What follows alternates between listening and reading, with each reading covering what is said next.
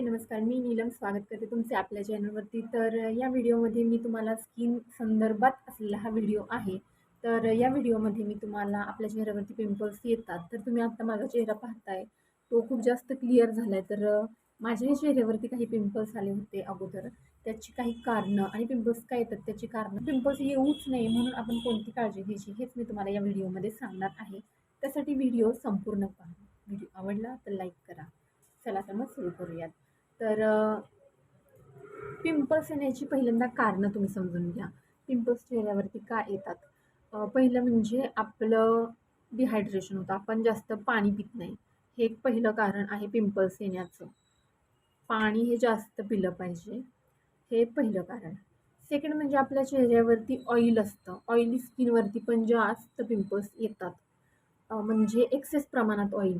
प्रमाणापेक्षा जास्त जर आपल्या स्किनवरती ऑइल असेल, तरीही आपल्याला पिंपल्सचा त्रास उद्भवतो. हे झालं दुसरं कारण. आता तुम्हाला मी तिसरं कारण सांगते पिंपल्स येण्याचं. हार्मोन्सचा चेंज.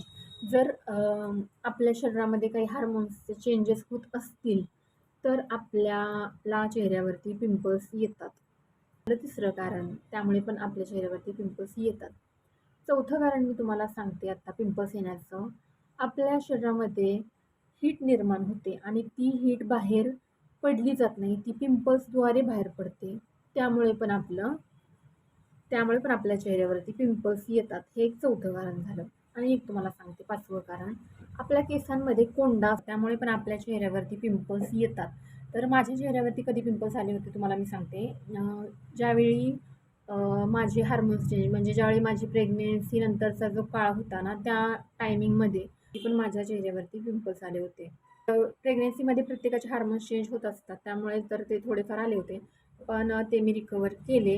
त्याचे थोडे डाग होते ते पण मी रिकवर केले.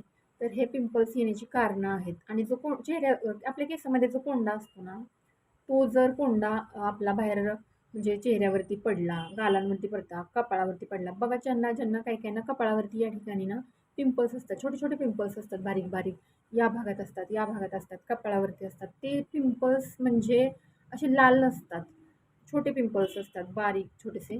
तर ते कोंड्याचे पिंपल्स असतात. पिंपल्सचे पण खूप प्रकार आहेत. ते पिंपल्स पाहिजे आपल्या चेहऱ्यावरती नक्की पिंपल्स का येतात याची कारणं पण आपल्याला ओळखता आली पाहिजेत. जास्त तेलकट खाण्याचं असेल तुमच्या आहारामध्ये, त्यामुळे पण तुम्हाला पिंपल्स येऊ शकतात. तर तुम्हाला नक्की यापैकी आतापर्यंत मी जेवढी कारणं सांगितली, त्यातल्या कोणत्या कारणामुळे तुम्हाला पिंपल्स येतात हे तुम्ही ओळखलं पाहिजे. पण ह्यातल्या कोणत्यातरी एका कारणामुळे पिंपल्स येत असणार आहेत हे फायनल. कारण की या व्यतिरिक्त पिंपल्स कोणत्या कारणामुळे येणं तुम्हाला पिंपल्स येतात. तर आता या पिंपल्सवरती आपण काय उपाय करायचा? पहिली गोष्ट म्हणजे आपली स्किन नरिश, स्मूथ असणं खूप जास्त गरजेचं आहे. आपल्या स्किनचं हायड्रेशन होणं खूप गरजेचं आहे. आपली स्किन ऑइली असेल तर ती स्वच्छ केली पाहिजे. क्लिन्झिंग मिल्क, सेन्सिटिव्ह असेल तर क्लिन्झिंग मिल्क वापरलं पाहिजे. आणि ऑइली असेल, जर आपली स्किन ऑइली असेल, सेन्सिटिव्ह असेल तर क्लिन्झिंग मिल्क वापरायचं. जर ऑइली असेल तर क्लिन्झिंग मिल्कचा उपयोग नाही. तर तुमची स्किन खूप जास्त ऑइली असेल तर तुम्ही एकदम माइल्ड असे फेस वॉश वापरले पाहिजेत. म्हणजे आपल्या स्किननुसार आपल्याला काय सूट होतंय.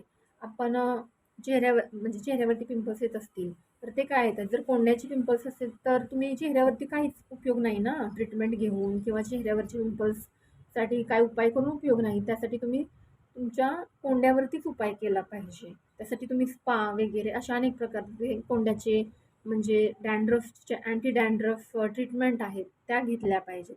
तर हे मी तुम्हाला थोडक्यामध्ये सांगितलं नाही म्हणून काळजी घेतली पाहिजे. तर या व्हिडिओमध्ये मी तुम्हाला माहिती सांगितली आहे. व्हिडिओ थोडा जरी आवडला असेल तर नक्की लाईक करा, चॅनलला सबस्क्राईब करा आणि अशाच प्रकारचे अनेक व्हिडिओ मी तुम्हाला तुमच्यापर्यंत पोहोचवणार आहे. तर तुम्ही व्हिडिओला लाईक केलं तर मला समजेल की तुम्हाला माझी इन्फॉर्मेशन आवडती आहे आणि मी तुम्हाला अशाच प्रकारचे अनेक जास्त इन्फॉर्मेशन देण्याचा प्रयत्न करेन. त्यामुळं एक तुमचं छोटंसं लाईक पण खूप जास्त इम्पॉर्टन्स आहे माझ्यासाठी. त्यामुळे थोडा जरी माहितीचा उपयोग झाला असेल, इन्फॉर्मेशनचा फायदा झाला असेल तर व्हिडिओला नक्की लाईक करा.